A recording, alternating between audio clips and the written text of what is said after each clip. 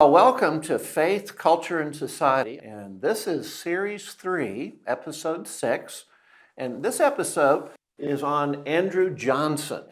Andrew Johnson served from 1865 to 69, and in one of our previous studies, we looked at President Abraham Lincoln, who had been assassinated, perhaps the greatest president in American history, for no faced with a more difficult task than Lincoln had, organizing an army to win a civil war.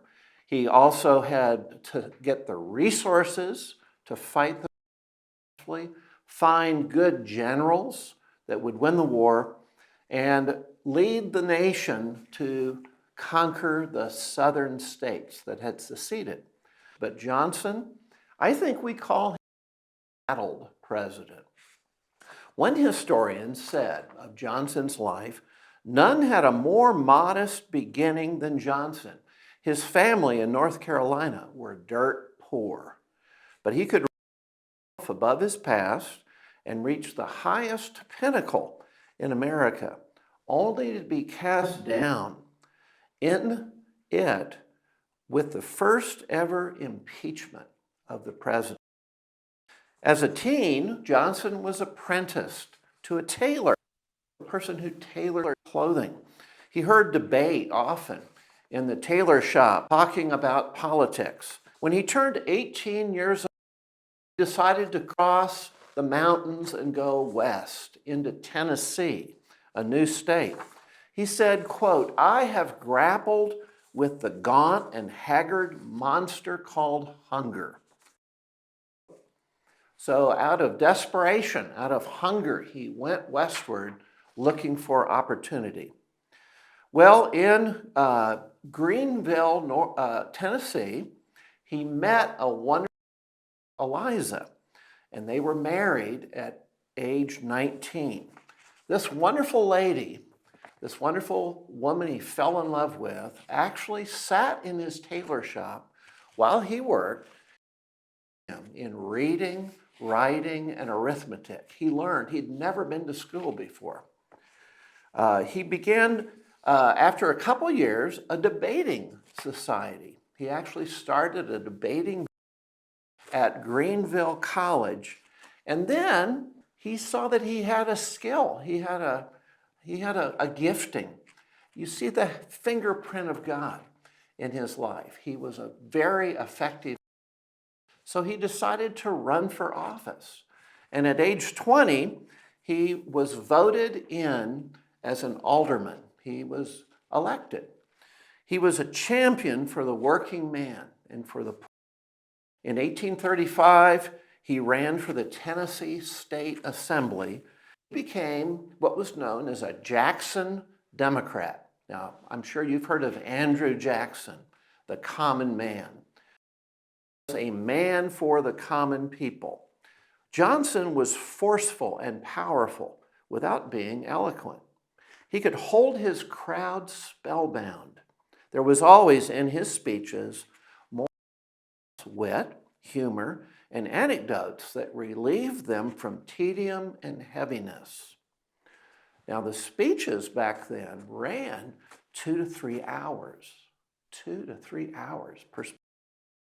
So he ran for Congress. He decided to run, and he was elected 5 times. He served 10 years in Congress. While he was there, he pressed hard for the Homestead Act. This was an act really that he saw could benefit poor, because a person could move onto 160 acres, live there 5 years, make an improvement, farm it. At the end of 5 years, they were still there, they owned the land. That was the Homestead Act.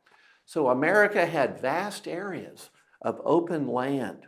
What an opportunity for someone to start over, kind of like Johnson did when he moved westward into Tennessee. He said this in 1850, as the Union began to be torn, we began to move toward the Civil War. This is what he said. The preservation of the Union ought to be the object which is tantamount to all other considerations. In 1850, he became governor of Tennessee. He was elected Tennessee in 1857. Now remember, the Civil War starts in 1861. So this is just 4 years before the war. He wanted to preserve the Union and be a determined senator for preserving the Union from a southern state. Half of the state was for the South, half was the state. It was a split state. He owned slaves. Johnson owned black slaves. He wanted to preserve the Union. So Abraham Lincoln, Johnson, and again, we see the fingerprint of God in Johnson's life. Lincoln liked the way Johnson stood up, his position for the Union. And so he appointed him governor of Tennessee. Johnson spoke out and said this. He said, "Let us look forward to a time when we can take the flag of our country and nail it below the cross and there let it wave. In old times, let us gather around it and inscribe our motto, liberty and union, one and inseparable, now and forever, and exclaim, Christ first, our country first." In 1864, Lincoln was up for re-election. He picked Johnson to be his running mate. Lincoln saw that the war was ending soon and there would be a victory for the Union. Southern states to be treated gently, bring them back into the Union. But Lincoln was assassinated, April 1865. Johnson, who was vice president just 2 months, presidency. What a job. The radical Republicans, those who wanted to hurt the South, who wanted to punish the southern states, they controlled Congress, and they were very, very vengeance for the Civil War. The conflict came in Congress when a bill called the Tenure of Office Act was passed. Johnson vetoed the bill. He said, no way.